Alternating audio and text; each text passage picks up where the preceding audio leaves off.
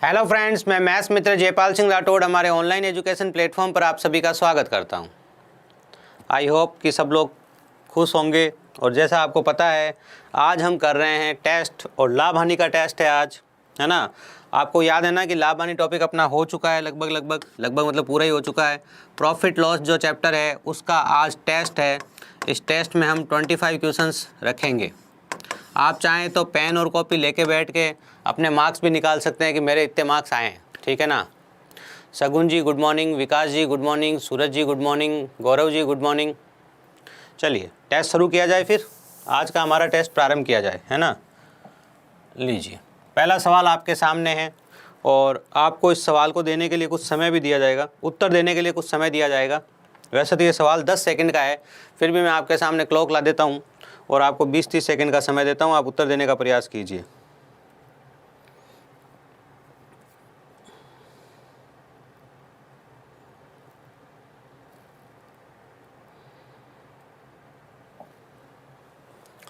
लीजिए, आपका time start होता है अब, और आपको मैं पूरे 30 सेकंड दे रहा हूँ इस सवाल के उत्तर को हल करने के लिए। 40 सेकंड। चलिए, अखिलेश कुमार जी गुड मॉर्निंग।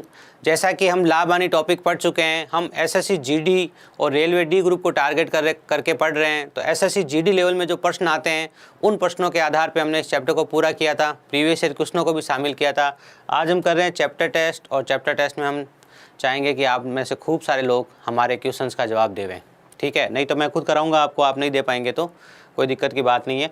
वही क्वेश्चन है जो चैप्टर में आए, लेकिन जो चैप्टर में छूट गए वो क्वेश्चंस भी हमने शामिल किए हैं इसमें, ये बात ध्यान रखिएगा, ठीक है। चलिए, 40 सेकेंड हो चुके हैं। अब मैं आपको इस सवाल का उत्तर बताता हूँ। 25 मेजों का क्रय मूल्य x मेजों के विक्रय मूल्य के बराबर है। ऐसे सवाल में मैंने आपको क्या सिखाया था, ध्यान से देखो, याद करो।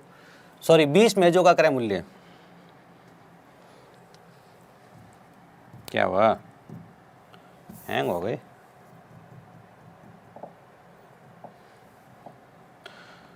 ये लीजिए, जस्ट ए मिनट, है ना, ठीक है। 20 मेजों का क्रय मूल्य x मेजों के विक्रय मूल्य के बराबर है। तो देखो 20 मेज, ये 20 कहाँ जाएगा, 20 यहाँ जाएगा, ठीक है ना। और ये x कहाँ आएगा, ये x आपका यहाँ आ जाएगा। तो क्रय मूल्य क्या है आपका, CP या क्रय मूल्य कितना हो गया x, और आपका विक्रय मूल्य कितना हो गया 25, जैसा आपको सिखाया था। ये है कहानी। अब यहाँ पर क्या जुड़ा हुआ है, यहाँ पर 25% लाभ जुड़ा हुआ है। कितना लाभ जुड़ा हुआ है, 25% लाभ। बात को ध्यान से सुनिएगा। जब 25% लाभ होता है तो CP और SP का रेशियो हम क्या लिखते हैं, मैंने क्या कहा, जब 25% लाभ होता है तो क्रय मूल्य और विक्रय मूल्य का अनुपात हम क्या लिखते हैं, उसको ध्यान से देखिए। 25% को बोलते हैं 1/4। जो लोग चैप्टर टेस्ट में आए हैं और पहले नहीं थे वो ध्यान से देख लीजिए। 25% को क्या बोलते हो, वही 1/4 बोलते हो। और 1/4 का लाभ होता है तो कहाँ पहुँच जाते हो, तो आप 5/4 पे पहुँच जाते हो। मतलब क्रय मूल्य किसका काम करेगा, 4 का, और विक्रय मूल्य किसका काम करेगा, 5 का। अब देखिए, हमारे यहाँ ओरिजिनल विक्रय मूल्य कितना है, 25। ये 25 अनुपात की भाषा में कितना है, ये 25 अनुपात की भाषा में 5 है।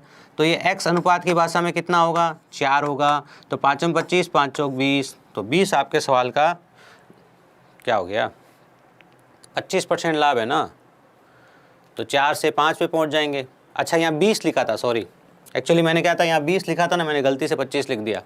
एक बार थोड़ा सा करेक्शन कर लीजिए। लीजिए, ये आपका SP, इसको 20 लिख दीजिए। बात वही है, काम वही करना है। मैंने यहाँ इस 20 की जगह गलती से 25 लिख दिया, तो ये 20 लिख देता हूँ। ये 20 SP है, वो किसके बराबर है, 5 के बराबर है। तो 4 किसके बराबर होगा, 5 चौक 20, 4 चौक 16, 16 के बराबर होगा। बी आंसर आपका सही उत्तर है। आई होप बात समझ में आ गई होगी। किसुम जी गुड मॉर्निंग, सगुन जी, राहुल पांडे गुड मॉर्निंग, कैलाश कपूरपुरा जी गुड मॉर्निंग, ठीक है। चलिए आगे बढ़ते हैं और करते हैं अगला सवाल। चलिए, यहाँ से बड़े जोश के साथ हम अपने काम को आगे बढ़ाएंगे। मैंने कहा हम बात कर रहे हैं एसएससी जीडी और रेलवे डी ग्रुप लेवल के एग्ज़ाम की। तो इन एग्ज़ाम्स में आए हुए हर एक सवाल के ऊपर हम बात करेंगे, चाहे वो सवाल छोटा हो चाहे बड़ा हो। हाँ रोहित कुमार जी, वो 20/5 ही था, मैंने गलती से 25 लिख दिया था। मैंने 20 को 25 रीड कर लिया था, बाकी गलती कुछ नहीं करी थी उसमें। यदि एक वस्तु का विक्रय मूल्य यह है और लाभ 45% है, लाभ कितना है, 45%। देखिए, जो लोग चैप्टर में नहीं थे वो चैप्टर टेस्ट को थोड़ा सा सीरियस लेना, है ना। 45%, 45% को हम क्या बोलते हैं, ध्यान से देखो। 45% को हम बोलते हैं 45/100, और 45/100 को हम क्या लिख सकते हैं, 9/20। क्या लिख सकते हैं, 9/20। मतलब 9 क्या होगा, क्रय मूल्य होगा, सॉरी 20 क्या होगा, क्रय मूल्य होगा, और 9 क्या होगा, लाभ होगा। तो विक्रय मूल्य कितना होगा, विक्रय मूल्य 29 होगा। ये भाषा है ना, ये भाषा आपके मन में बन जानी चाहिए, इसके लिए समय नहीं लगना चाहिए। फिर से सुन लो भाई, 45% दिखते ही आपके दिमाग में आ जाना चाहिए। ये जो चीज़ है ना, ये आपने मन में लिखी, ये कॉपी में नहीं लिखी। और आपने अगला काम किया कि 5 नम 45, 5 दूनी 10, ये क्या, ये तो 20 तो है क्रय मूल्य और ये है लाभ, तो विक्रय मूल्य कितना होगा, 29। हमारा सवाल विक्रय मूल्य कितना दे रहा है, 638। तो 638 किसके बराबर होगा, 638 29 के बराबर होगा। हमें लाभ ज्ञात करना है, लाभ 9 के बराबर होगा।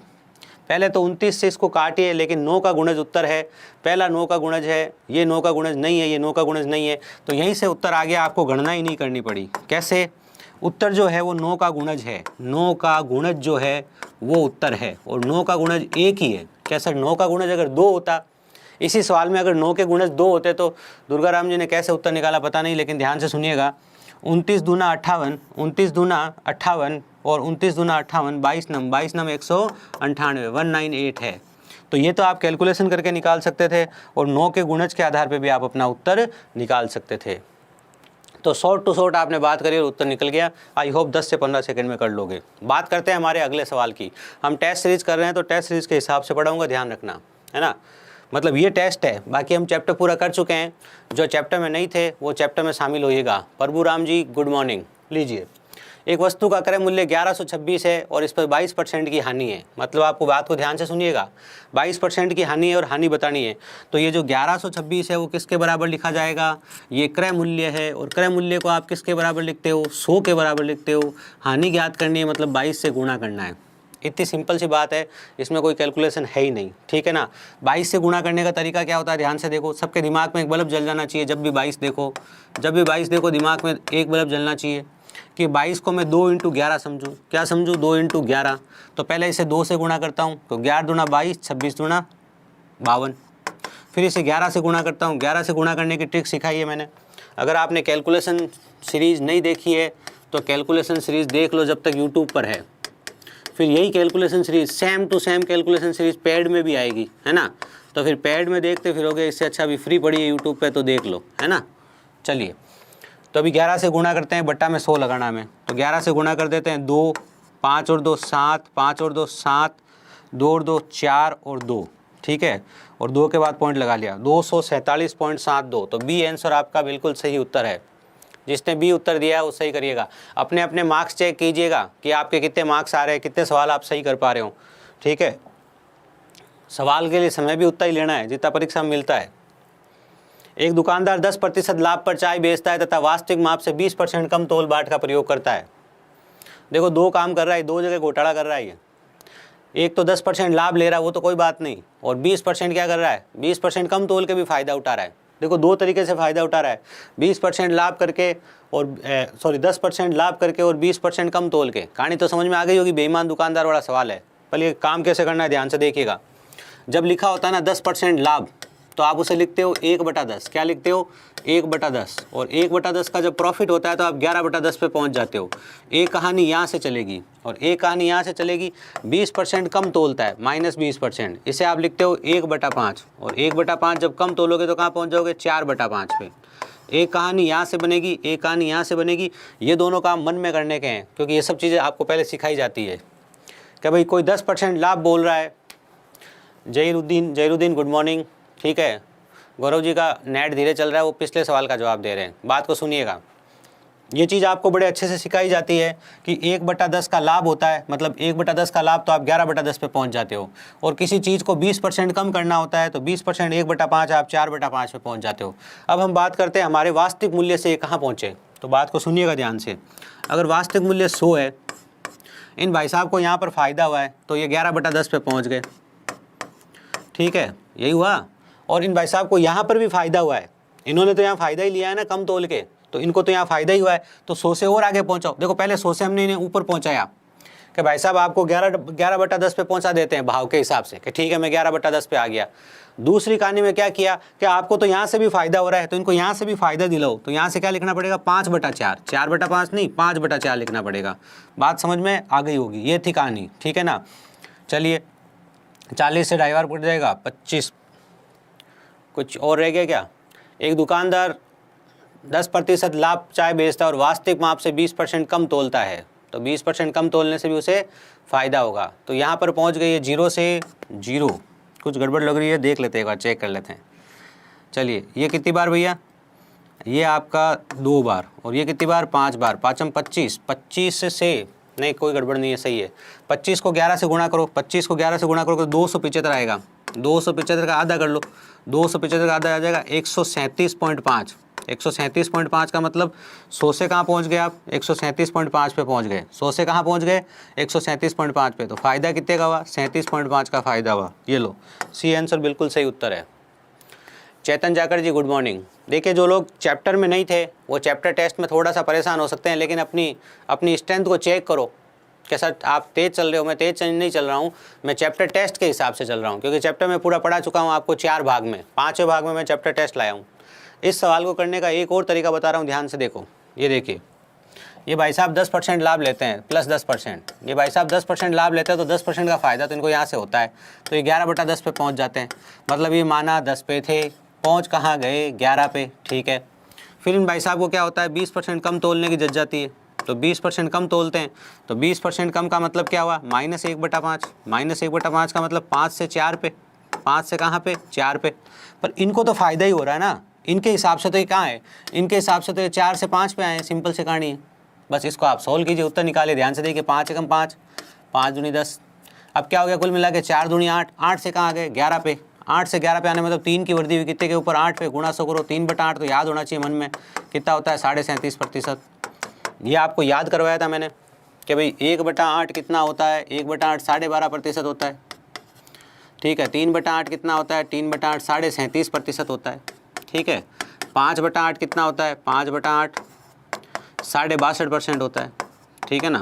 ये सब चीज़ें आपको याद कराई थी, तो देखो कितना डायरेक्टली भी आप कर सकते हो। अगला टॉपिक ज्यामिति पढ़ाना, ठीक है रोहित कुमार जी। एसएससी जीडी के सिलेबस में ज्यामिति ऐड होगा तो पढ़ा देंगे, और नहीं होगा तो नहीं पढ़ाएंगे।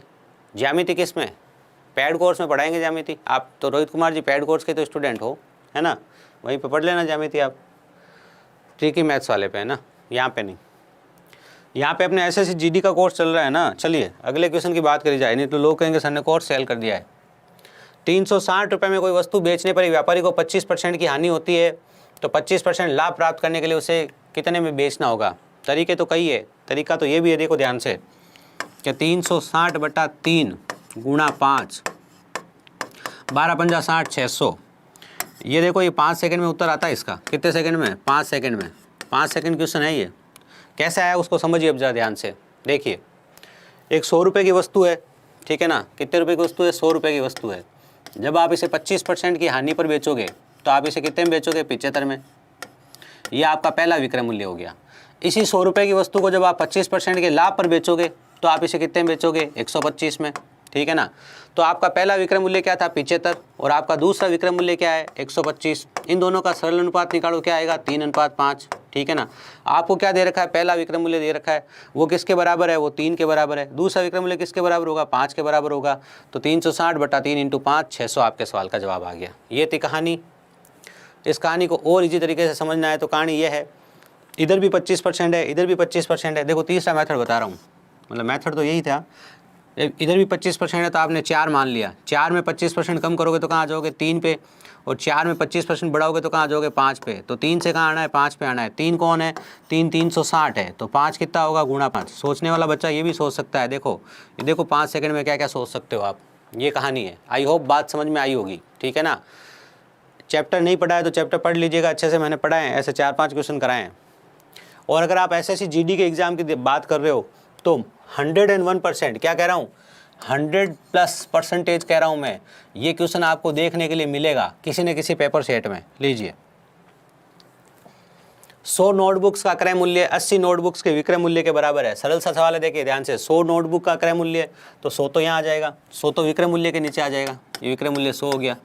और 80 किसके पास आ जाएगा, 80 क्रय मूल्य के पास आ गया। क्रय मूल्य कितना हो गया, क्रय मूल्य 80 हो गया। तो 80 रुपये की चीज़ को आपने क्या किया है, 100 रुपये में बेचा है, तो कितने का फ़ायदा हुआ है, 20 का। कितने के ऊपर, 80 के ऊपर। 20/80 गुणा 100 कितना हो गया, 25%। कितना हो गया, 25%, ठीक है, पहली बात। दूसरा तरीका ध्यान से देखिए, ये तो पहला तरीका। अविनाश कुमार जी हाय, किसी को कोई डाउट हो तो कह सकता है, बात कर सकता है। कोई अगर ये बोले सर आप तेज़ चल रहे हो, तो मैं बता दूं मैं तेज़ नहीं चल रहा हूँ, मैं टेस्ट दे रहा हूँ आप लोगों के साथ में। जो मैंने आपको पढ़ना सिखाया है उसी का मैं आपको प्रयोग करना सिखा रहा हूँ कि देखो मैंने आपको ये पढ़ना सिखाया है, इसका प्रयोग कैसे करते हैं, फास्ट कैसे प्रयोग करते हैं।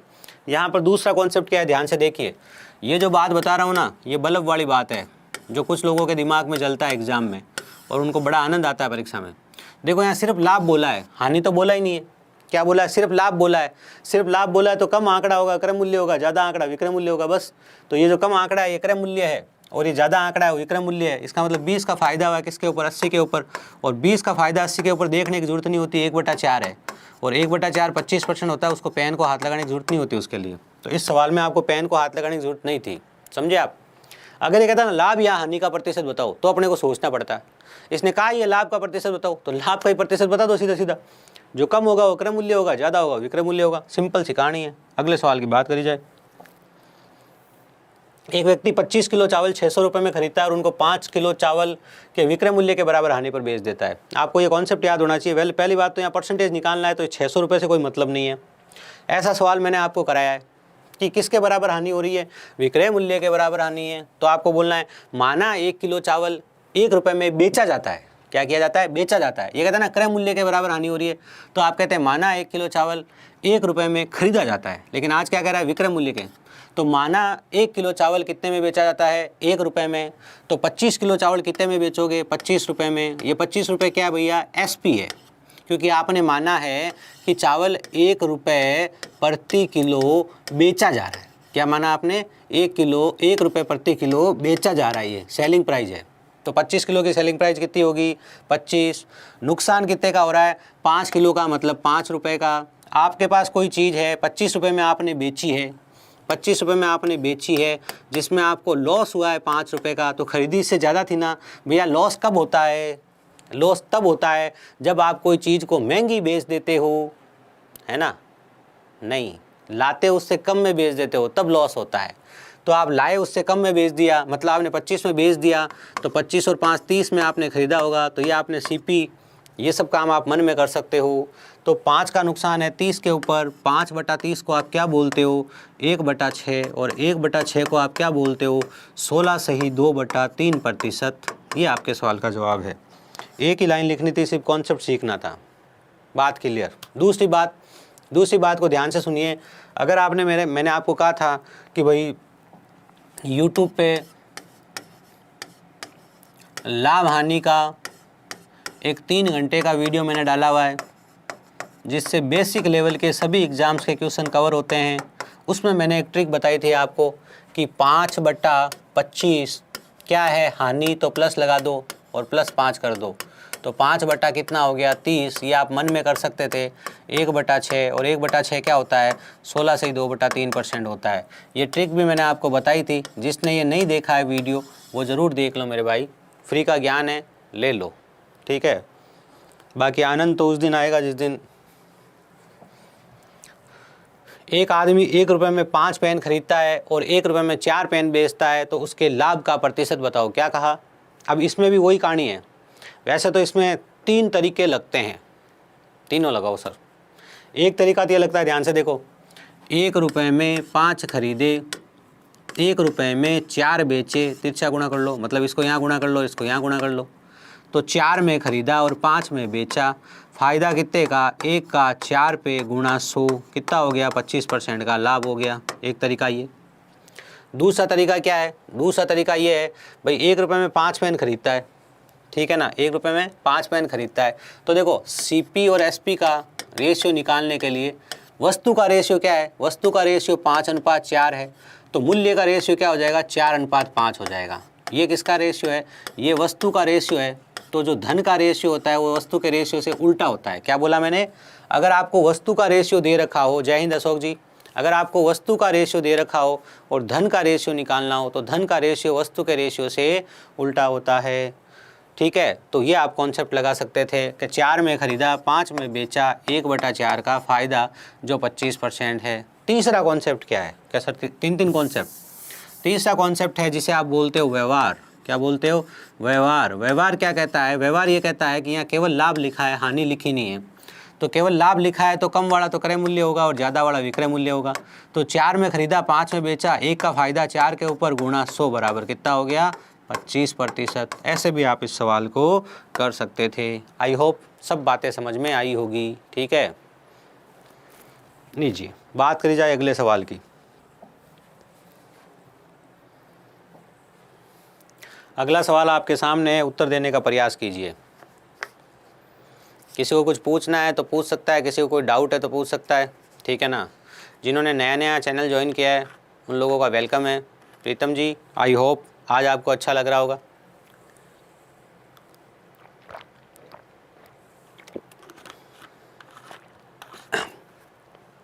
अगला सवाल आपके सामने आ चुका है, उत्तर देने का प्रयास कीजिए। देखिए, लाभ हानि के जो सवाल होते हैं वो कॉमन सेंस पर आधारित होते हैं। एसएससी जीडी लेवल के सब एग्जाम्स सब क्वेश्चंस ले लिए हैं, लेकिन अगर मैं बात करूँ ना रेलवे डी ग्रुप की तो कुछ क्वेश्चन छूटे हैं। ठीक है ना, लेकिन उसमें से कुछ क्वेश्चन तो मैंने टेस्ट में कवर कर लिए हैं और कुछ छूटे हैं, तो जीवन में मौका मिलेगा तब कवर करेंगे। अच्छा, जो बच्चे जिन बच्चों की मैथ्स अच्छी है, अगर ऐसा कोई बच्चा है कि सर मेरी तो मैथ्स अच्छी है ऑलरेडी, तो वो एक काम कर सकता है। जिस बच्चे की मैथ्स अच्छी है वो रेलवे के कुछ पेपर होंगे चैनल पे, रेलवे के 8 पेपर होंगे शायद, उसमें 8 टॉपिक कवर हो रहे हैं, वो टेस्ट ज़रूर दे लेना। ठीक है ना, और उसकी पीडीएफ भी मिल जाएगी आपको। रेलवे के जो टेस्ट है 8 चैप्टर, उनकी आपको पीडीएफ भी मिल जाएगी टेलीग्राम पे। E2 अकेडमी जो टेलीग्राम चैनल है, टेलीग्राम का लिंक आपको वीडियो के डिस्क्रिप्शन में दिया होगा, है ना, वो ज़रूर दीजिएगा अगर नए बच्चे जो आए हैं वो। थैंक यू प्रभुराम जी। अगले सवाल पे आ जाते हैं। एक आदमी ने कुछ संतरे 1 रुपये में 3 की दर से और कुछ संतरे 1 रुपये में 2 की दर से खरीदे। उन्हें 20% लाभ के लिए संतरों को प्रति दर्जन किस कीमत पर बेचना होगा? लीजिए ध्यान से देखिए, थोड़ा इसे छोटा कर देता हूँ, जगह मिल जाएगी काम करने के लिए। 1 रुपये के कितने खरीदे भैया? 3। 1 रुपये के कितने खरीदे? 3। देखना सिंपल सा कॉन्सेप्ट है। फिर 1 रुपये कितने खरीदे? 2। ठीक है, आपको क्या करना पड़ेगा? आपको धन पे काम करना पड़ेगा, आपको रुपए पे काम करना पड़ेगा, वस्तु पे नहीं। ये तो वस्तु है, तो धन पे काम करने के लिए क्या करोगे? वस्तु को बराबर कर दो। आप वस्तु को क्या कर दो? बराबर कर दो। तो ये 3 और 2 है, इनको बराबर कर दो। तो इनको बराबर करने के लिए क्या कर रहा हूँ, ध्यान से देखना। इनको बराबर करने के लिए इसको तो मैं 2 से गुणा कर दे रहा हूँ और इसको मैं 3 से गुणा कर दे रहा हूँ। अब अगर मैं इसको 2 से गुणा करूँगा तो क्या हो जाएगा? 6। इसको 3 से गुणा कर दूंगा तो क्या हो जाएगा? 6। तो देखो, इसको मैंने 2 से गुणा किया तो इधर भी 2 से गुणा करना पड़ेगा। तो 2 रुपये में कितने आ रही है? 6 आ रहे हैं। फिर यहाँ 3 रुपये में कितने आ रहे हैं? 6 आ रहे हैं। अब देखो टोटल हिसाब क्या बन गया? 5 रुपये में आप कितना सामान ला रहे हो? 5 रुपये में 12 वस्तु ला रहे हो। ये तो थी आपकी कहानी, प्रारंभिक कहानी। पहले ये कहानी आपको समझ में आ जानी चाहिए। इस तरह के सवाल को कैसे आगे बढ़ाया जाता है, ध्यान से सुनिएगा। एक बात फिर से बता देता हूँ, उसको ध्यान से सुन लीजिए। ऐसा कोई भी प्रश्न आपके सामने नहीं लिखा हुआ है जो किसी परीक्षा में नहीं आया हुआ हो, इसलिए आप ये समझ लीजिएगा एग्जाम ओरिएंटेड, एग्जाम अप्रोच के साथ बात करते हैं हम। लीजिए वापस सुनिए। 1 रुपये में 3 आ रहे हैं, 1 रुपये में 2 आ रहे हैं, वस्तु को बराबर करना है। इसको मैंने 2 से गुणा किया ताकि ये 6 हो जाए, इसको 3 से गुणा किया ताकि ये 6 हो जाए। इसे 2 से गुणा किया तो दोनों को गुणा करोगे तो 2 रुपये में कितनी आएगी? 6। इसे 3 से गुणा करोगे तो 3 रुपये में कितनी आएगी? 6। कुल मिलाकर 5 रुपये में कितनी वस्तु आ रही है? 12। अब 5 रुपये में आप कितनी वस्तु खरीद रहे हो? 12 वस्तु खरीद रहे हो। अब आपको वस्तु बेचनी तो 12 ही है, कह रहा है 1 दर्जन ही बेचनी है, लेकिन धन 20% का फ़ायदा चाहिए आपको। और 5 रुपये का 20% कितना होगा भैया? 5 रुपये का 20% होगा 1 रुपया। तो आप कितने में बेचोगे? 6 में। तो राइट आंसर डी है। किसी ने दिया है तो सही है, सी गलत है। वापस सुन लीजिए। 5 का 20%, 5 × 20/100 कितना हो गया? 1 रुपया। 1 रुपये का लाभ चाहिए, 5 रुपये पे 1 रुपये का लाभ चाहिए, तो कहाँ पहुँच गए? 6 रुपये पे पहुँच गए।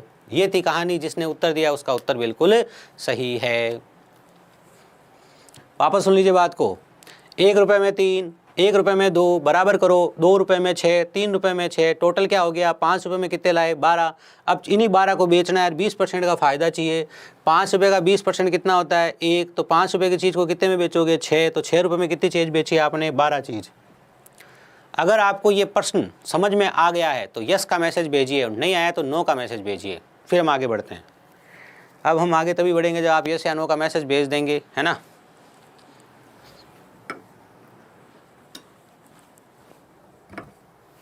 लीजिए, जय हिंद। आई से आपका नाम है, एल से आपका नाम है, मुझे पता नहीं। मोहम्मद, अखिलेश यादव कह रहे करेक्ट। हाँ मैंने तो करेक्ट किया, आपने करेक्ट किया क्या? समझ में आ गया आपको? करेक्ट नहीं भी किया तो कोई इशू नहीं है, अगर समझ में आ गया तो बहुत अच्छी बात है ना। अगर आपने करेक्ट नहीं भी किया, समझ में आ गया तो बहुत अच्छी। विजेंद्र कुमार जी यस बहुत अच्छे। अशोक जी कह रहे समझ में आ गया, बहुत अच्छे। प्रभुराम जाकर समझ में आ गया, बहुत अच्छे। अजीत कुमार कह रहे हैं नो। प्रीतम कुमार कह रहे हैं नो। गौरव कुमार कह रहे हैं यस। अजीत कुमार बहुत सिंपल सी बात, प्रीतम कुमार आप लोगों के लिए बहुत सिंपल सी बात। देखो एक बात को ध्यान से सुनना, 1 रुपये में 3 लाता है कि नहीं लाता है? लाता है। 1 रुपये में 2 लाता है कि नहीं लाता है? लाता है। अब इनको बराबर करना है वस्तु को। अगर इसको मैं 2 से गुणा करूँ, इसको 3 से गुणा करूँ तो बराबर हो जाएगी। ये देखो 2 से इसको गुणा किया तो इसको भी करना पड़ेगा। 2 रुपये में कितनी आई? 6। और इसको 3 से गुणा करूँगा, 3 रुपये में 6 आई। टोटल 5 रुपये में कितनी आई? 12। 5 रुपये में 12 लाए और 12 ही बेचनी है, क्योंकि वो क्या कर रहा है देखो प्रति दर्जन की कीमत पूछ रहा है वापस, तो 5 रुपये में 12 ही बेच रही है। और 5 रुपये में 20% का फायदा, तो 5 का 20% 1 रुपया होता है, तो 6 रुपये में 12 बेचो और मस्त रहो। ये हो गई बात। शगुन जी कह रहे हैं यस वेरी गुड। किशुन जी कह रहे हैं, किशुन मुमू जी जोरदार, समझ में आ गया, वेरी गुड। चलिए लीजिए सवाल नंबर 10 की बात करी जाए। आज के टेस्ट का प्रश्न नंबर 10 मैं मैथ्स मित्र जयपाल सिंह राठौड़ आपके सामने प्रेजेंट कर रहा हूँ। बहुत ही सरल सा सवाल लिया गया इसलिए है क्योंकि जीडी के हिसाब से इम्पोर्टेंट है। देखिएगा जितने भी अंतर वाले प्रश्न होते हैं, जिनमें कोई भी तरह का डिफरेंस काम आता है, वो इम्पोर्टेंट होते हैं बेसिक लेवल के एग्ज़ाम्स के हिसाब से। जो बेसिक एग्ज़ाम्स होते हैं उनके हिसाब से ये प्रश्न हमेशा इंपॉर्टेंट होते हैं, जो बेसिक लेवल में पूछे जाते हैं।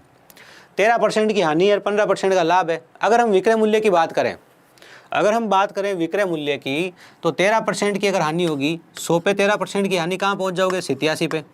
तो 100 तक आने में क्या करना पड़ेगा? +13 करना पड़ेगा। और 15% के लाभ के लिए कहाँ पहुँचना है? 115 में। 100 से 115 में जाने के लिए +15 करना पड़ेगा। तो यहाँ से लेके यहाँ तक का अंतर कितना होगा? 15 और 13 कितना हो गया? 28। 28% का अंतर है भाई। ये तो है -13 में और ये किस में है? +15 में। आपका दोस्त -13 में, आप +15 में हो। जैनुद्दीन जी एक बार उस चीज़ को वापस रिपीट करके देखिएगा, समझ में आ जाएगा, ठीक है। आपका दोस्त तो -13 में, आप +15 में हो, तो पहले तो आपको -13 से 13 में प्लस करने पड़ेंगे, फिर आपको 15 प्लस करने पड़ेंगे उसके पास पहुंचने के लिए। 28% का अंतर है। 28% 63 के बराबर है। 63 किसके बराबर है? 28% के बराबर है। आपको क्या ज्ञात करना है? लागत मूल्य ज्ञात करना है। लागत मूल्य क्या होगा? गुणा 100। लीजिए 7 से काटिए, 7 नम 63, 7 चौक 28, 4 से 25 बार कटिए, 25 नम 225, 25 नम 225। तो आंसर क्या आ गया आपका? ए आंसर आपका बिल्कुल सही उत्तर है। आई होप बात समझ में आ गई होगी। जो भी हम करते हैं उसकी PDF आपको देते हैं टेलीग्राम के ऊपर, आई होप आपको पता होगा। आज रीजनिंग का भी टेस्ट रखा है, जो पिछला चैप्टर पूरा हुआ था उसका टेस्ट रख दिया रीजनिंग का। 600 रुपये में एक पुस्तक बेचने पर एक दुकानदार को 20% का लाभ होता है। 600 में बेचा है, 20% का लाभ है। 20% को आप बोलते हो मन के अंदर 1/5, और 1/5 का जब लाभ होता है तो आप पहुंच जाते हो 6/5 पे। ये 5 जो होता है आपका CP होता है क्रय मूल्य, और 6 जो होता है आपका SP होता है विक्रय मूल्य। आज आपको ये 600 दे रखा है और 600 विक्रय मूल्य दे रखा है। 600 विक्रय मूल्य, आपके यहाँ विक्रय मूल्य 6 है। 5 से गुणा कीजिए, उत्तर आ जाएगा 500 रुपये। बात बहुत सरल थी, 5 सेकंड का सवाल था। शंकर जी कह रहे हैं हो गया, बहुत अच्छे। शगुन जी उत्तर दे रहे हैं बहुत अच्छे। लीजिए जैनुद्दीन जी ने उत्तर दिया सवाल का, बहुत अच्छे। अगले सवाल की बात करी जाए। एक साइकिल की कीमत में 20% की कमी होती है तथा इसकी बिक्री में 20% की वृद्धि हो जाती है, तो राजस्व पर क्या प्रभाव पड़ेगा? बहुत ही सरल सवाल है। 2-3 कॉन्सेप्ट है। एक कॉन्सेप्ट ये है कि A + B + A × B/100, ठीक है ना।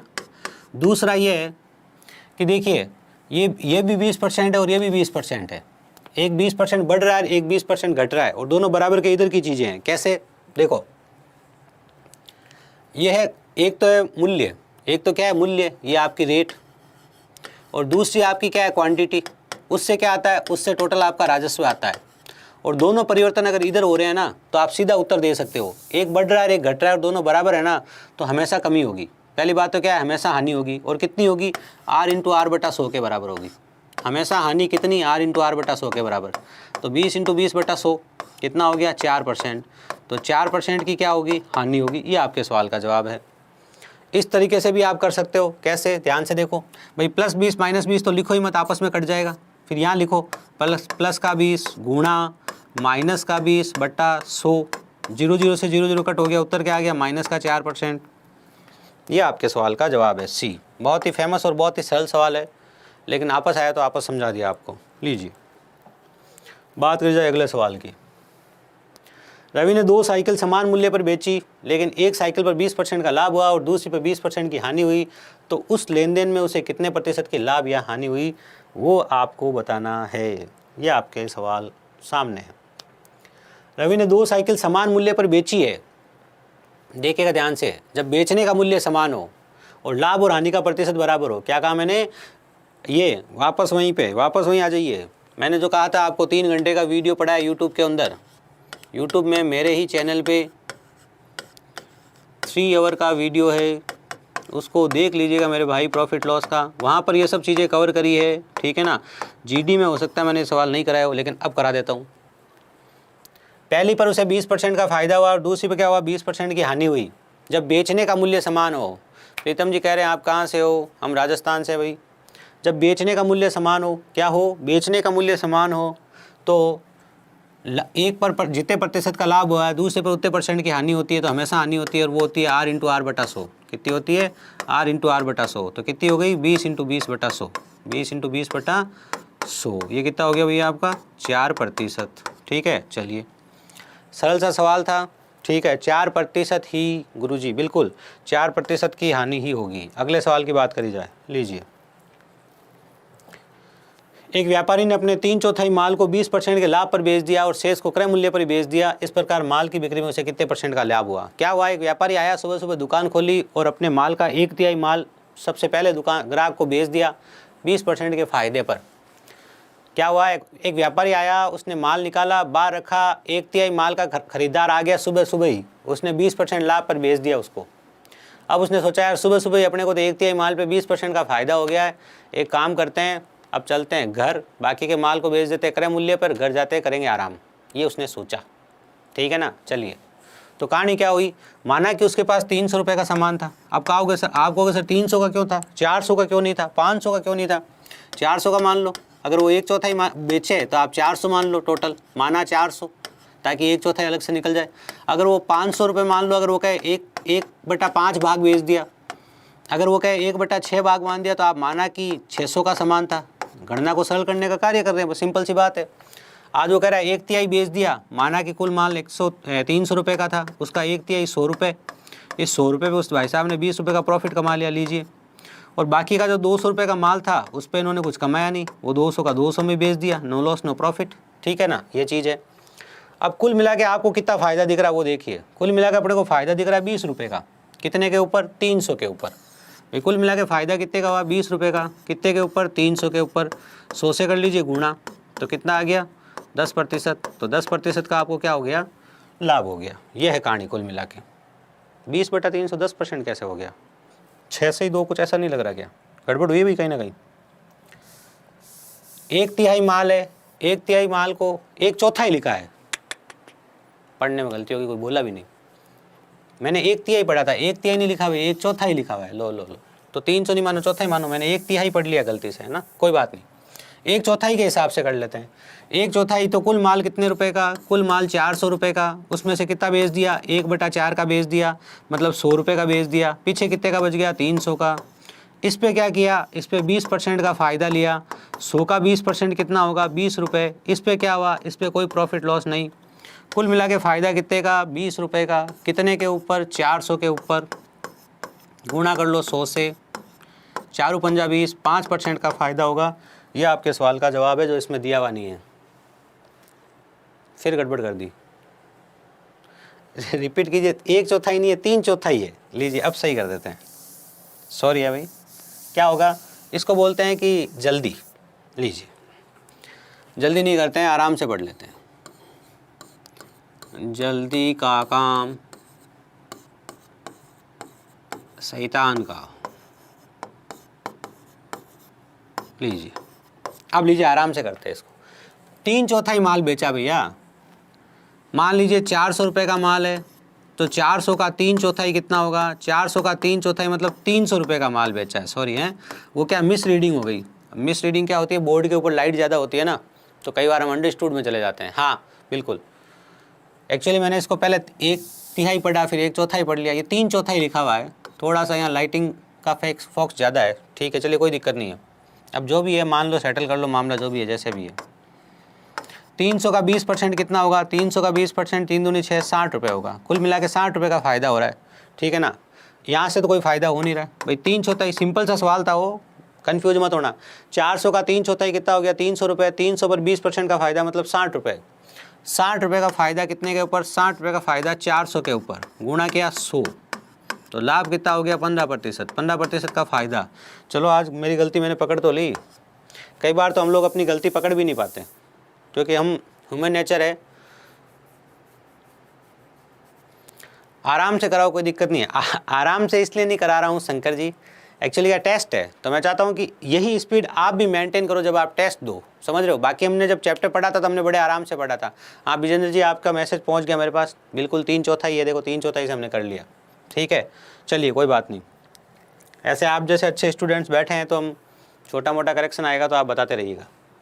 750 रुपये अंकित मूल्य का एक रेडियो सेट यदि 570 रुपये में बेचा जाता है तो छूट कितनी होगी? है कितने का भैया? 750 का, बेच कितने में रहे हो? 570 में, घटा लो 570, 670, 770, कितना हो गया? 180। 180 का फ़ायदा हो रहा है, नहीं सॉरी 180 की छूट दी जा रही है 750 पे। 180 की छूट दी जा रही है 750 पे, गुणा 100 कर लीजिए, गुणा 100 कर लिया, 0 से 0 कट कर दीजिए, कर दिया। 25 तिया 75, 25 चौके 6, ठीक है। 6 तिया 18, 6 चौक 24, तो 24% का क्या हो रहा है भैया? छूट दी जा रही है। 24% की छूट है, ये इस सवाल का जवाब है। 15 बोल दिया था, पहले ही बोल दिया था। जी हाँ बिल्कुल, आपने बिल्कुल सही बोल दिया होगा, इसमें कोई दो राय नहीं है, हमें आपसे उम्मीद है ऐसी, है ना। चलिए बात की जाए हमारे अगले सवाल की। बहुत ही सरल सवाल। 5 किलो गेहूं और 10 किलो मसूर आप लेके आए। गेहूं है 70 रुपये और मसूर है 80 रुपये प्रति किलो। गेहूं पर आपको 10% लाभ कमाना है और मसूर पे आपको 20% लाभ कमाना है। इन चीज़ों का विक्रय मूल्य कितना था? देखिए बहुत ही सरल सवाल है। ऐसा सवाल होता है परीक्षा में सरल, लेकिन होता क्या है, ये प्रैक्टिस जो बच्चे कर लेते हैं ना, उनको तो क्या है, ऐसा सवाल करने में दिक्कत नहीं होती। लेकिन जो बच्चे कम प्रैक्टिस करते हैं ना, उसको इतना बड़ा सवाल है, इतनी सारी चीज़ें दे रखी है, इतनी चीज़ें पढ़नी है, उनको टेंशन होती है ऐसे सवाल में। बाकी सवाल बहुत सरल है। कैसे? ध्यान से देखिए भैया, आप 5 किलो गेहूँ लाए हो, ठीक है, और गेहूँ का भाव है 70 रुपये का, तो 7 पंजा 35, 350 रुपये गेहूँ के लग गए आपके, ठीक है। और इस पर आपको 10% का फ़ायदा हो गया, मतलब 35 रुपये का आपको फ़ायदा हो गया प्रश्न के अनुसार। पहला बात ये कर लिया आपने। दूसरा, आप मसूर लाए हो 10 किलो और 80 रुपये के हिसाब से लाए हो, तो हो गए 800 रुपये, और 800 का 20% फ़ायदा हो गया आपको, तो कितने का हो गया? 160 का, ठीक है ना। ये तो देखो, ये तो है आपका क्रय मूल्य, ये क्रय मूल्य लिख दो इधर, 8 और 3 11, 1150, और ये है आपका फ़ायदा कितना? 195। इन दोनों को जोड़ोगे तो क्या आ जाएगा? इन दोनों को जोड़ोगे तो विक्रय मूल्य आ जाएगा। भाई ये तो आपका क्रय मूल्य, ये आपका लाभ, दोनों को जोड़ लो, ठीक है ना। 1150, 1250, 1350, 5 हो गए कम, 1345, बी आंसर सही है। Good morning Saurabh ji. चंद्रकांत जी ने सी आंसर शायद पिछले का दिया है, हाँ पिछले का सी आंसर दिया, बहुत अच्छे। लीजिए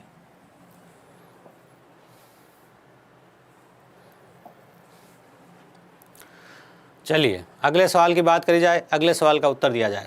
राज ने 35% की छूट पर एक नई कुर्सी खरीदी है। राज ने 35% की छूट पर एक नई कुर्सी खरीदी है। यदि राज को कोई छूट नहीं मिलती है तो 238 रुपये और देने पड़ते हैं। राज ने कुर्सी का कितना भुगतान किया? देखो भैया, ये 238 रुपये और क्यों देने पड़ते हैं? अगर ये 35% की छूट नहीं मिले तो इसका मतलब 35% की छूट किसके बराबर है? 238 के बराबर है। कारण ये है, तो ये जो आपका 238 है ये किसके बराबर है? ये 35 के बराबर है। आपको विक्रय मूल्य निकालना है, 65 से गुणा करना पड़ेगा। 65 से गुणा क्योंकि समझ में आया आपको? ठीक है ना। अगर आप गुणा 100 करोगे तब तो क्या आ जाएगा? अंकित मूल्य आ जाएगा। गुणा 100 करोगे तो क्या आ जाएगा? अंकित मूल्य। लेकिन आप गुणा 65 करोगे तो क्या आएगा? विक्रय मूल्य। किसका विक्रय मूल्य? विक्रय मूल्य दुकानदार का, और राज ने तो खरीदी है, राज का ये क्या है? राज का खरीद मूल्य। कन्फ्यूज मत होना, बात समझ में आ गई ना। वो 65% पे लाया है। उसने कितना भुगतान किया था? उसने 65 का ही भुगतान किया था। उसने कितने % का भुगतान किया था? 65% का भुगतान किया था। पिछला रिपीट करने के लिए कह रहे हैं क्या इसको? 5 किलो 70 रुपये, 350, 35 का लाभ 10%, 10 किलो 80 मिलाए 800, 20% का लाभ। खरीदा इतने में, लाभ इतने का, बेच दोनों को जोड़ दिया तो बेचा कितने में, 1345 में। ये विक्रय मूल्य पूछ रहा है, ये थी कहानी। ठीक है, चलिए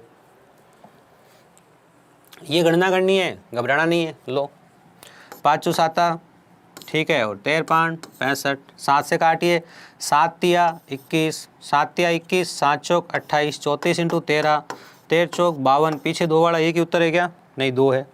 13 चौक 52, 5, 13 दून 40, 13 39, 39 और 5, 39 और 5 44, 4 4 2। बी आंसर आपका बिल्कुल सही उत्तर है। राइट आंसर कौन है, राइट आंसर आपका बी है।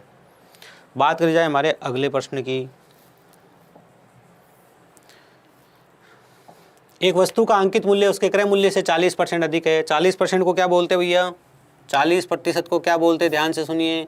40% को बोलते हैं हम 2/5, और 2/5 अधिक होने का मतलब 5 पे 2 अधिक होना, मतलब कहाँ पहुँच गए, 7/5 पे। इसका मतलब क्रय मूल्य क्या है, क्रय मूल्य 5 है, और अंकित मूल्य क्या है, अंकित मूल्य 7 है। ये एक जानकारी पे आपने सवाल को आगे बढ़ाया प्रतिशत की जानकारी के आधार पर। ठीक है, चलिए यदि वस्तु पर 50% की छूट दी गई तो विक्रय मूल्य और क्रय मूल्य में कितना, विक्रय मूल्य और क्रय मूल्य में क्या है। अब देखिए ध्यान से, क्रय मूल्य कितना भैया, ये बात समझ में आई कि नहीं आई, पहले ही बताओ, ये बात समझ में आई कि नहीं आई, और नहीं तो लो इधर लो, लीजिए। वस्तु का अंकित मूल्य क्रय मूल्य से 40% अधिक है। माना कि क्रय मूल्य 100 है, काम वही कर रहा हूँ यहाँ पे, यहाँ बढ़ा के कर रहा हूँ, तो अंकित मूल्य कितना होगा, 140 होगा। ठीक है, अब ये क्या कह रहे हैं, ध्यान से सुनिए। अब कह रहे हैं कि यदि वस्तु पर 50% की छूट दी है, छूट किस पे देते हैं, अंकित मूल्य पे देते हैं, मतलब कितने में बेच दिया भैया, ये बेच दिया गया 70 रुपये में। ठीक है, तो विक्रय मूल्य क्रय मूल्य का कितने प्रतिशत है, बात को ध्यान से सुनना। विक्रय मूल्य किसका, क्रय मूल्य का कितने प्रतिशत है, विक्रय मूल्य क्रय मूल्य का 70% है। तो 70 आपका राइट उत्तर है। इतना सरल सा सवाल है। सर ये 65 कहाँ से, आपको क्या निकालना है कि उसने कुर्सी का भुगतान क्या किया। 100 रुपये चीज़ के ऊपर लिखा हुआ है, 35% की छूट मिल रही है, तो 100 पे 35% की छूट मिल रही है, तो भुगतान कितने का करोगे, भुगतान 65% का करोगे। यहाँ से हमने 65 लिखा है यहाँ पे, ये कहानी थी। ठीक है, लीजिए अगले सवाल की बात करी जाए। आई होप समझ में आ गया होगा। 100 रुपये की चीज़ पे 140 रुपये छाप दिया, ठीक है, 50% का डिस्काउंट दे दिया तो 70 रुपये में बेच दी। कुल मिला के 100 रुपये की चीज़ बिकी कितने में, 70 में। तो क्रय मूल्य जो विक्रय मूल्य क्रय मूल्य का कितने % है, 70% है। यही काम आपको करना था। बात की जाए अगले प्रश्न की, लीजिए।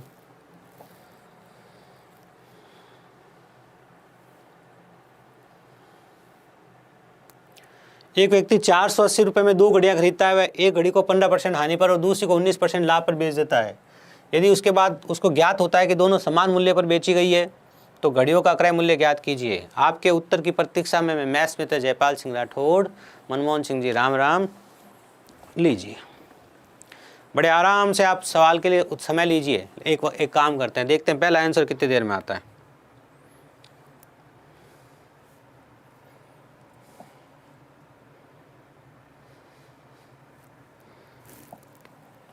ये लीजिए, अब मैंने समय शुरू किया है प्रश्न आने के बाद, ताकि प्रश्न पढ़ लिया सबने, अब उत्तर का समय पे देखना चाह रहा हूँ मैं, उत्तर में कितना समय लग रहा है।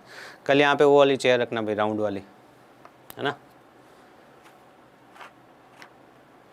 जरूद्दीन कह रहे नो सर, किस बात के लिए नो सर, फॉर विच। एक बार रिपीट कर लीजिएगा, यूट्यूब है आपके पास है, डाउनलोड कर लीजिएगा, फ्री वीडियो है, फ्री जीडी का कोर्स चल रहा है, आनंद लीजिए उसका।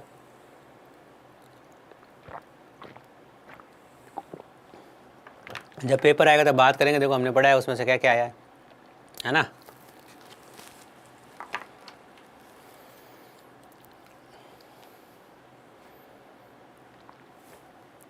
आई होप मैं बीच में नहीं आ रहा हूँ, सवाल दिख रहा होगा आप लोगों को पूरा। 53 सेकंड का समय हो गया अभी तक किसी का। चलो कोई बात नहीं, जिनका उत्तर नहीं दे आ रहा है वो राम राम ही कर लो, नमस्ते ही कर लो, गुड मॉर्निंग ही कर लो, ठीक है ना, कुछ हाल चाल की बातें ही कर लो। आज रीजनिंग का टेस्ट रखा है मैंने, लेकिन नया चैप्टर है ना, नया चैप्टर तभी शुरू करेंगे, कब, जब आपकी संख्या में 100 लग जाएगा तब। और कम से कम जो लोग हो, मैं ऐसे 10 बच्चों के नाम जानता हूँ जो पहले आते थे अब नहीं आते हैं, उनको किसी सरकारी स्कूल वाले ने छीन लिया लग रहा है मुझे, हैं? कोई सरकारी स्कूल वाले तो पकड़ के नहीं लेके उनको। इस क्लास के बाद रीजनिंग की क्लास है, उत्तर देने का प्रयास कीजिए, फिर मैं समझाता हूँ।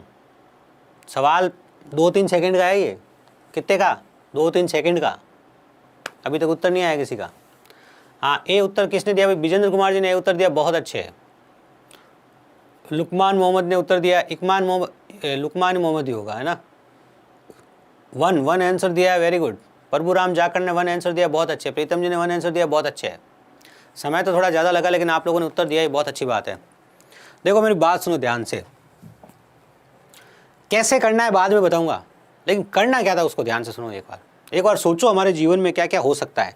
हमारे जीवन में ये हो सकता है 85 और 119 को लिख दिया जाए, 17.85 और 17 × 119 लिख दिया जाए, 5 × 7 12 है, 480/12 कर दिया जाए, 12 चौक 48, 40 आ गया, 40 से दोनों को गुणा कर दिया जाए, 4 पंजा 20, 200 और 7 चौक 28, 280। ये रहा आपका आंसर ए। ये 5 सेकंड का ही काम था भैया। पहली बात, परीक्षा में बैठे होते हैं ना, तो आपको तो सिर्फ इतना ही लिखना था, इसके बाद भी कुछ नहीं लिखना। तो मैंने लिखा है आपको समझाने के लिए, समझे, इतना ही लिखना था। ये 5 सेकंड का ही सवाल था।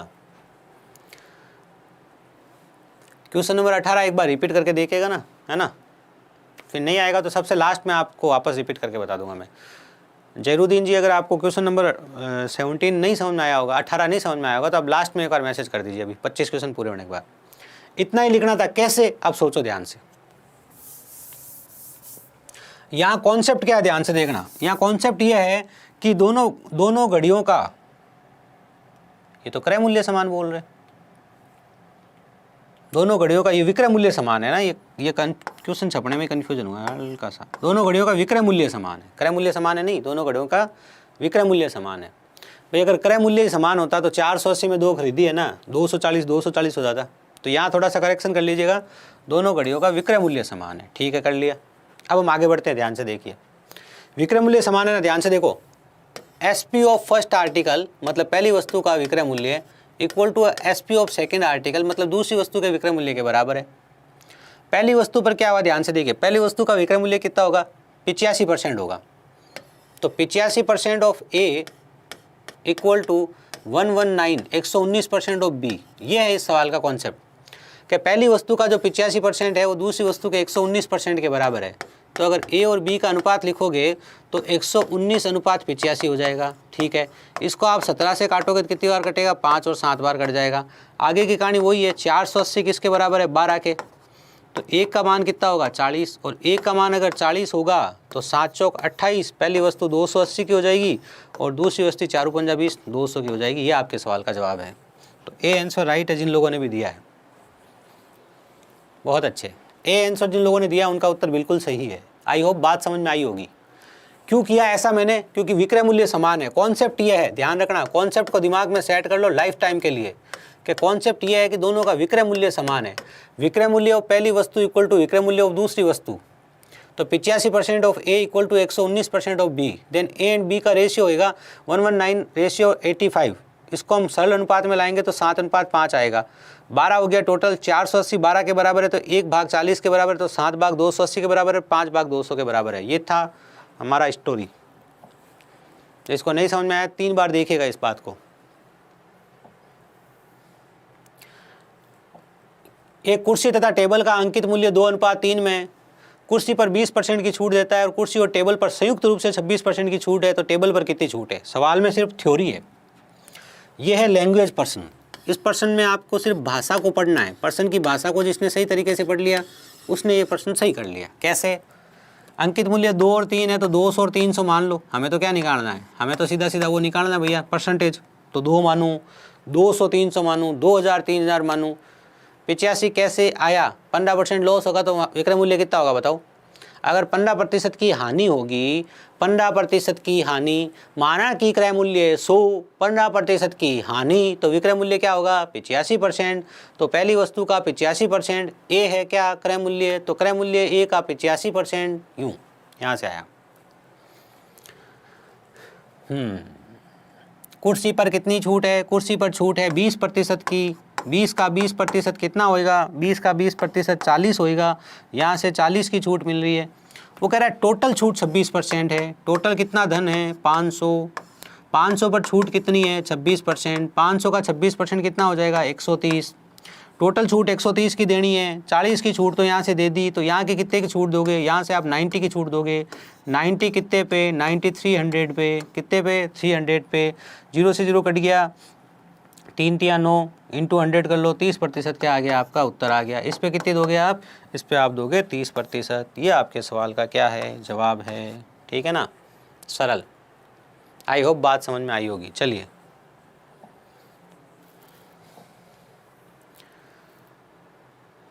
ओ भाई साहब समय होने वाला है और हम पहुंचे अभी तक 21 सवाल पे, और सब बच्चे कह रहे धीरे धीरे चलो सर। एक दुकानदार प्रत्येक वस्तु के मूल्य पर 10% की छूट का दिखावा करता है, परंतु वस्तु को 20 मूल्य में वृद्धि कर देता है।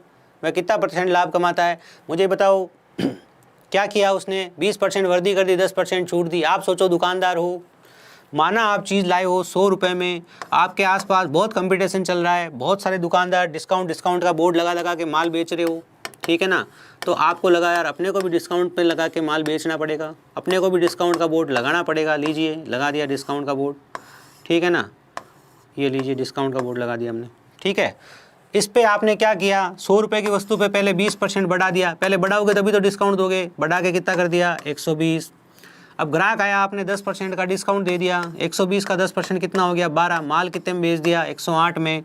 100 रुपये का माल कुल मिला के बिका कितने में 108 में। फ़ायदा कितने का हुआ 8% का।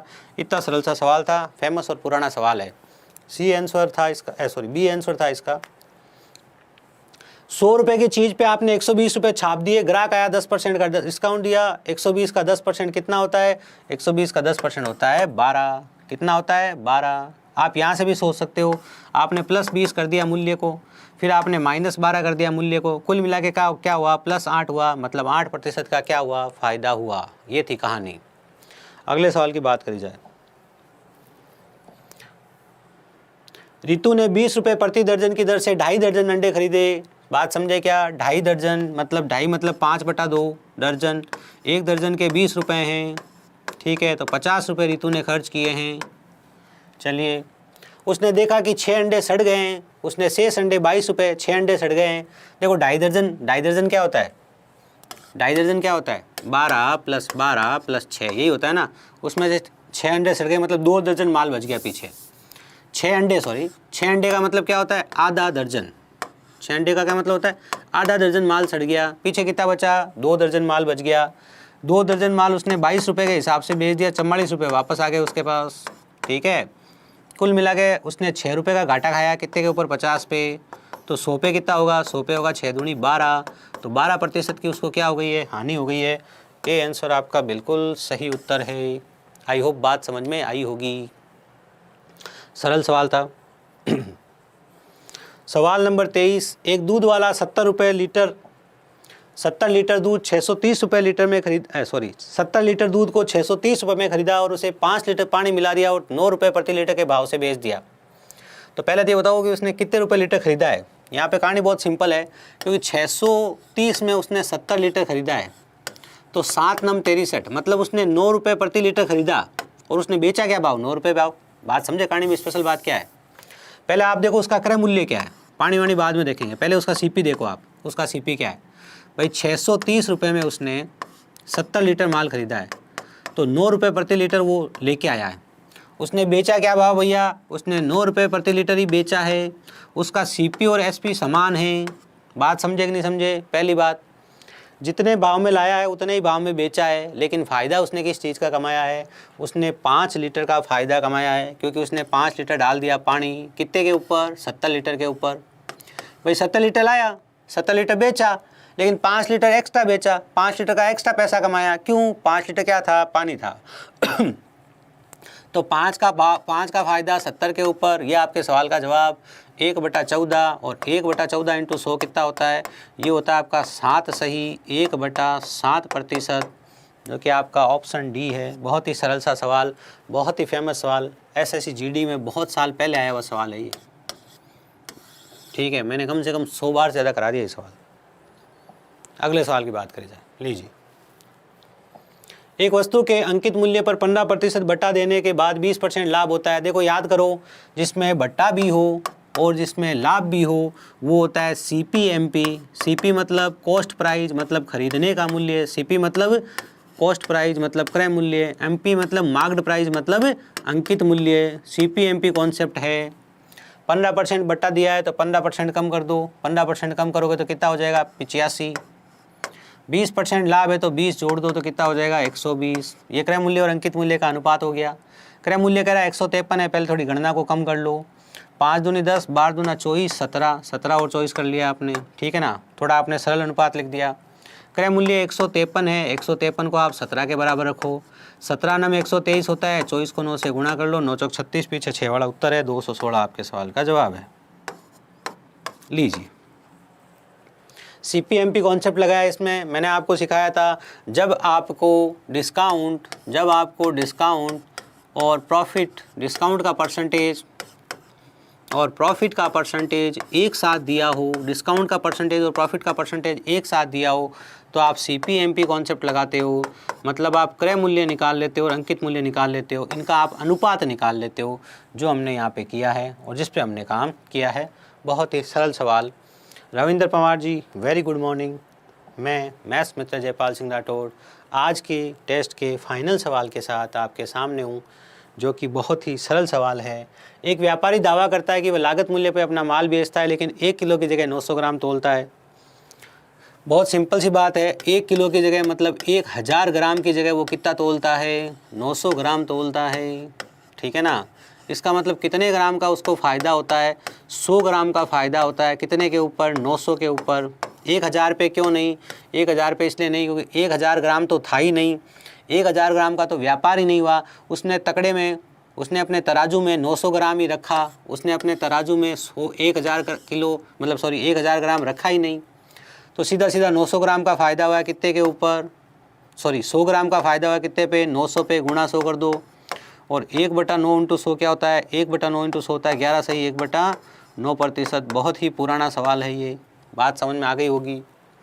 अगर मैं बात करूं किसी भी प्रतियोगिता परीक्षा की तो इस बात को बहुत अच्छे से याद रखिएगा कि जब 1 किलो की जगह 900 ग्राम तोलता है तो फ़ायदा कितने का होता है, 11 सही 1/9% का। और कह दे 11 सही 1/9% का फ़ायदा होता है तो 1 किलो की जगह कितना तोलता है, 900 ग्राम। ये सवाल मैं आप लोगों के लिए छोड़ रहा हूँ, आपको घर से करके लाना है।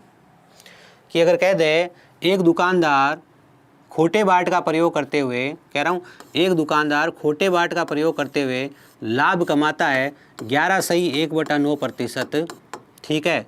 तो वह 1 किलो की जगह कितना तोलता है, तो वह 1 किलो की जगह कितना तोलता है, ये आपका सवाल है। जवाब है 900 ग्राम, लेकिन 900 ग्राम कैसे आएगा इसको आपको प्रूफ करना है, ठीक है ना। 900 ग्राम कैसे आएगा ये आपको प्रूफ करना है। आई होप बात समझ गए होंगे। इसके प्रूफ की फ़ोटो पिक्चर मैं उम्मीद करूँगा कि आप अपने कमेंट में नीचे डाल दें। जिन लोगों ने चैनल को सब्सक्राइब नहीं किया होगा, सब्सक्राइब तो किया होगा। अरे मैंने देखा था कल परसों 50% लोग बिना सब्सक्राइब किए हुए देखते हैं। अरे भाई सब्सक्राइब करके देखो, कोई नुकसान थोड़ी हो रहा है। लाइक कर दीजिएगा, अपने मित्रों में शेयर कर दीजिएगा, ठीक है ना, ताकि आपके आगे आने वाले गुरुजी लोग भी अच्छे से पढ़ा सके। अभी टेस्ट है रीजनिंग का, मैथ्स का टेस्ट के बाद आपके रीजनिंग का टेस्ट है।